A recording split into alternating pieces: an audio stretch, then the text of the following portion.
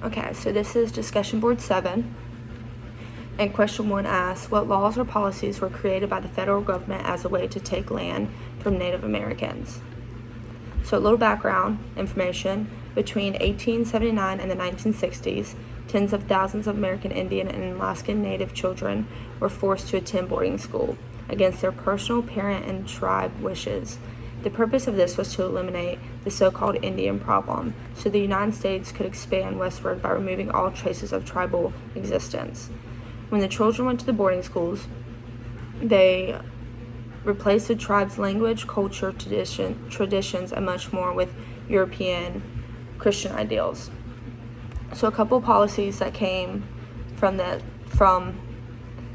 removing Native Americans: the Naturalization Act of 1790 classified Native Americans as domestic foreigners and were denied citizenship. The Dawes Act was passed in 1887 to eliminate the reservation system. Under this act, each head of the household who was at least half Native American would be given a 160-acre area, and if a reservation had more land than households, the extra land would be sold to the white settlers. This resulted in the removal of thousands of acres from the reservation system. Question 2 says, as a future social worker, describe your thoughts and feelings as you read about the role of social workers. So I wrote down this quote that I want to reinstate. It says, in full swing by the 1960s, 1970s, the adoption area saw social workers, who were mostly white, deem huge proportions of Native families unfit for children. In fact, by 1978, as many as 1/4 to 1/3 of children were taken by social workers and either adopted out of the tribe or placed in a non-tribal foster care system. So, that's a lot of kids.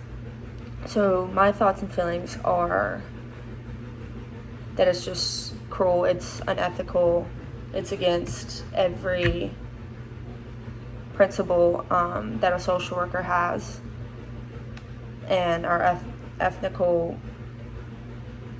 responsibilities. It seems, I'm not positive, but it seems that social workers were just taking the Native American kids to put them with the white settlers to pretty much do the same thing and achieve the same thing that the boarding school did, just a different way. And that's just, like, it's ridiculous. I'm glad, not that I'm glad, I hope social workers, as a group, and as a profession, we've gotten better by not just making families seem unfit just for our personal or our racial or whatever it is, benefit, and it's actually for the benefit of the child or the family, and it's what they need, and it helps their safety. I just think that it is just absurd to see that they were taking so many kids away just for their own personal benefit.